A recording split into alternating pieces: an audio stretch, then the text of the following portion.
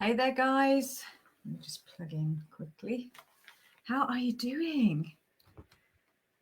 How are you doing? So, I wanted to come in here very quickly and talk to you about the subject of sales and selling. This has come up a couple of times over the last day or two, last couple of days, and I thought this would be an absolute prime topic to talk about, and especially the word powerless around sales, because with specificity, hey, Irina, with specificity, a client of mine, was it just yesterday, had a conversation with somebody, a sales conversation, and she came back to me saying, I felt like a little girl.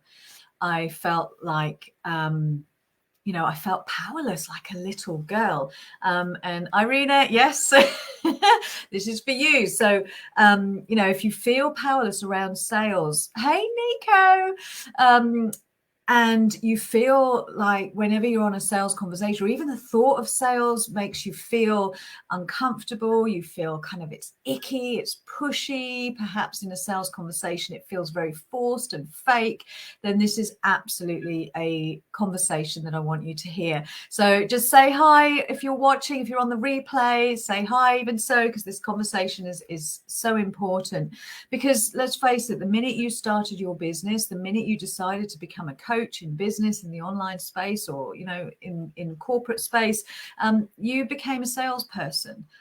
And I've had people talk to me about their own beliefs around sales, and there's so much sort of really sleazy beliefs around sales, and all of this is going to really hold you back from showing up in your highest and best. Because if you believe at your core that sales is something to be mistrusted, that it's sleazy, that it's not who you are, and you're resisting it, then what you're going to do is you're going to self-sabotage, because you're at a subconscious level, you're going to want to avoid having those painful conversations as much as possible. So if you feel like that, then, and don't be surprised if your coaching call calendar is very dry, that you're not seeing leads coming into your business, because that's just a form of self-protection. You're self-sabotaging to protect yourself from having those painful experiences.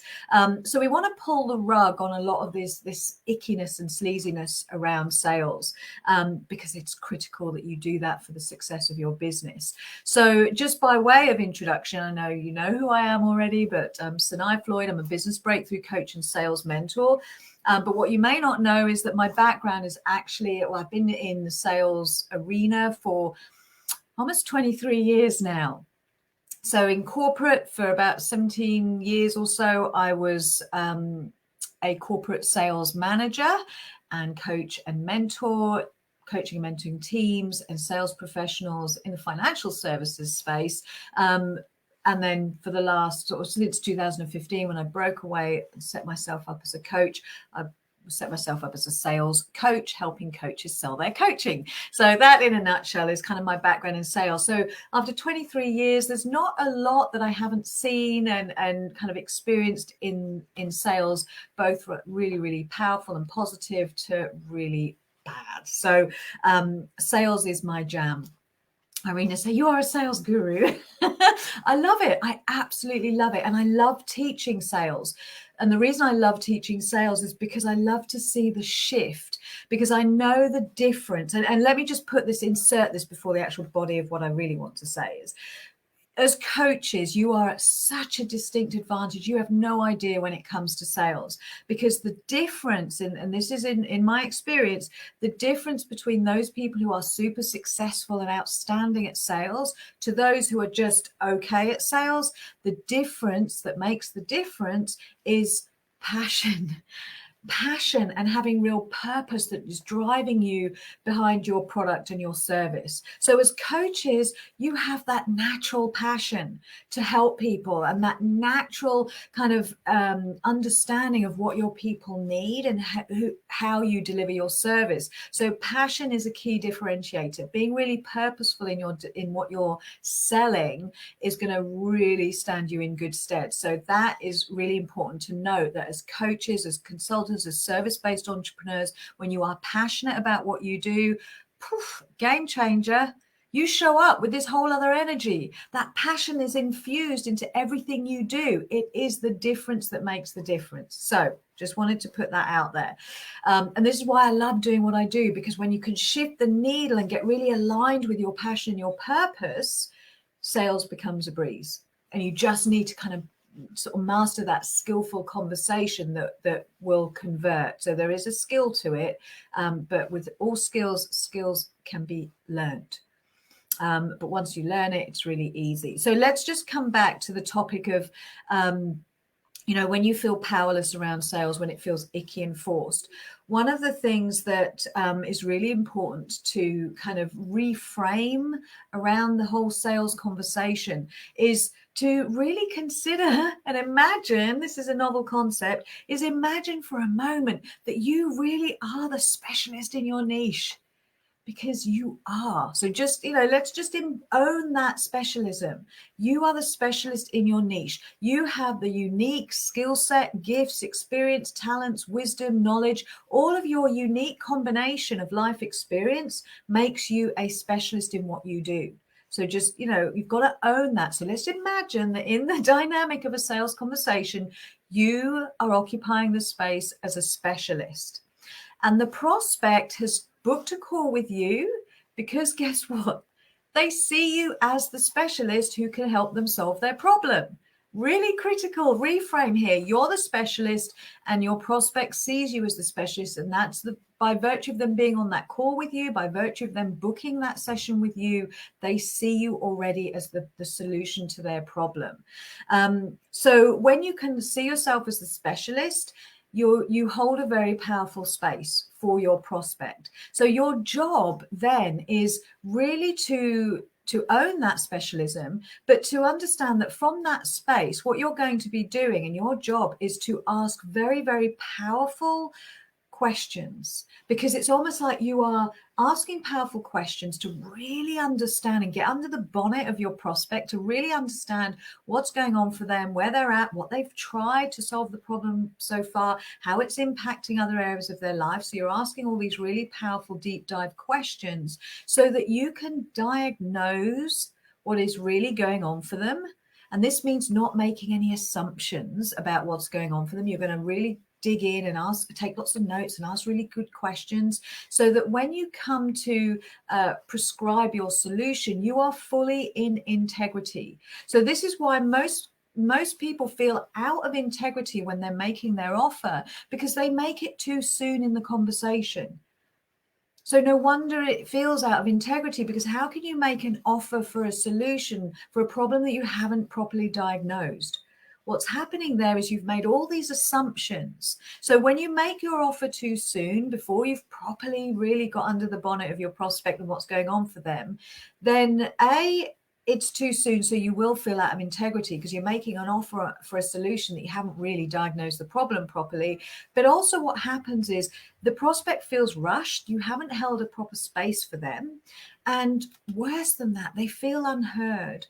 So there is nothing worse to the human psyche than feeling perhaps ignored or unheard. So when you get those words at the end of that conversation that might sound along the lines of, thanks, but I'll think about it, then consider that maybe the last time you'll hear from that person.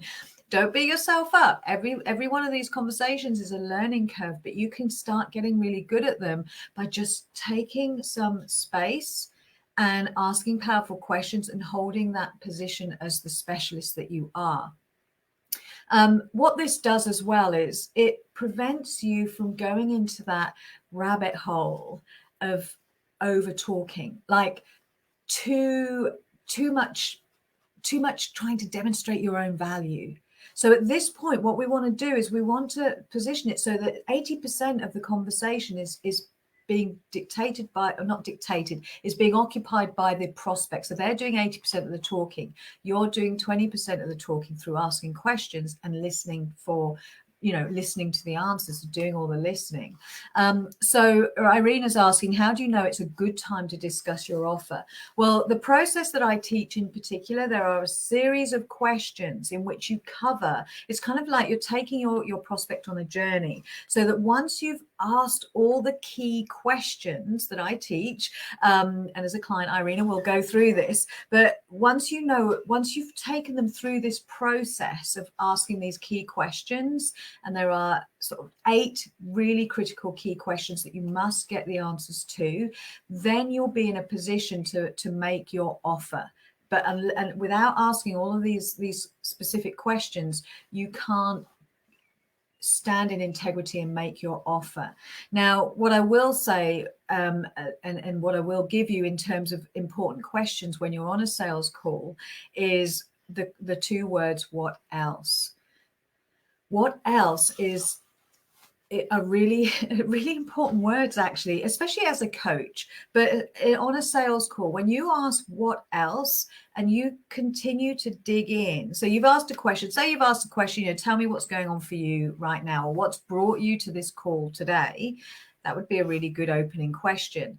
But once they give you the answer, the first answer they give you is what I call the head answer. It's a really rehearsed answer. There's not a lot of emotion in it. It's the answer, Nico. Yeah, is there more? It's the answer they probably have given to anybody else that they might talk about if they're talking about this problem with other people. So it's the first answer. It's at the head level. Not much emotion to it. You're not going to really connect to them at a deeper level. But when you ask what else, or as Nico and I were talking about this last week, is there more? What you do is you start to get them to think a little deeper. So you get the answers start to drop from the head and to the heart. So by asking what else, tell me what else is going on.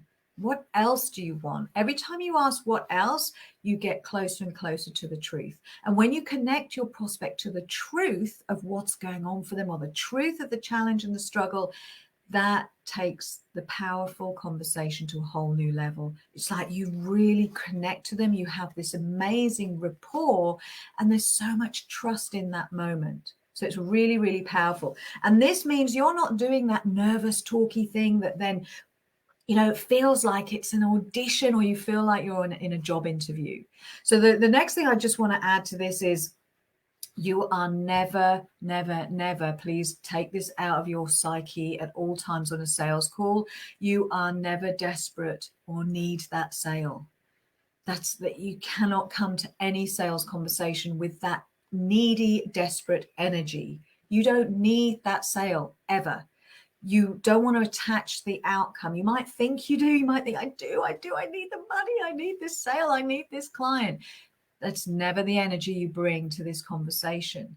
You are there to powerfully serve.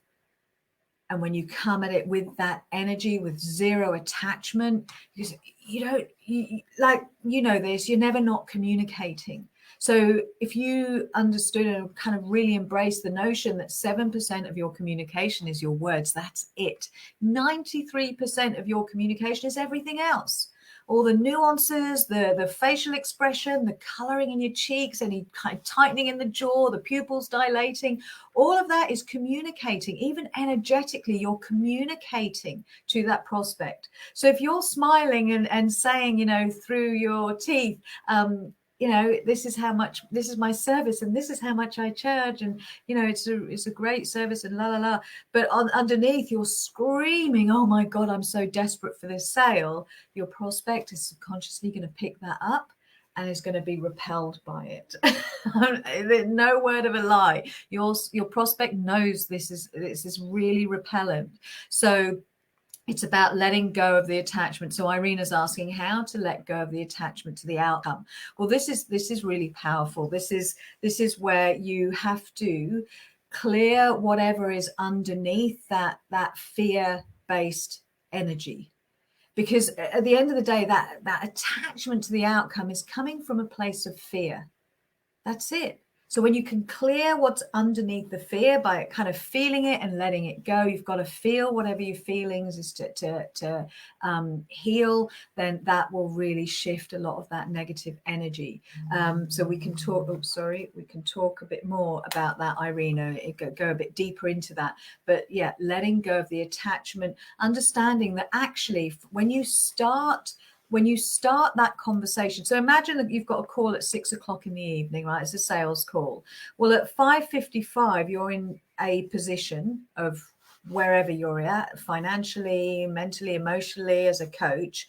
Nothing's going to change at 6:55 after that sales call if they don't sign up with you. Nothing is going to change. But in between time, what could potentially happen is that you have a really freaking powerful conversation and make a deep, deep connection with somebody that you can help. So that's a really reframe for you, that in that hour, nothing changes for you except the potential to make a really powerful connection.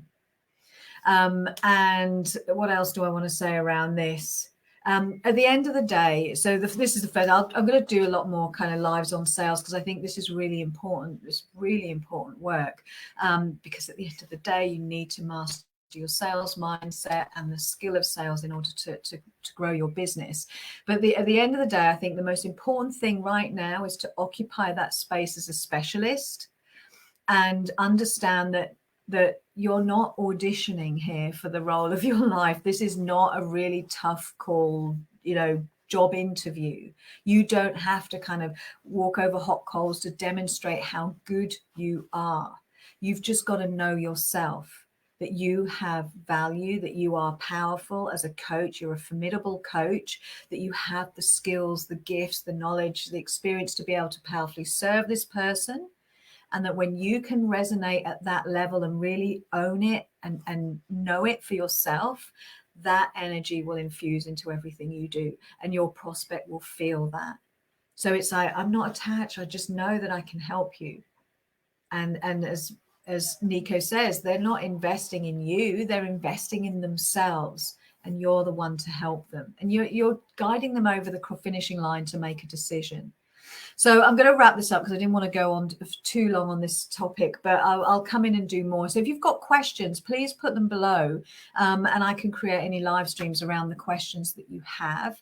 But if you want any help, then please just reach out. You can private message me. I'll put a link below to my call calendar so you can book a call. We can have a conversation about how we can support you through mastering your sales skills and mindset. All right then, guys, so have an amazing rest of your day, whatever time it is for you. Thank you so much for watching, and I shall speak to you all again soon. Okay, bye for now.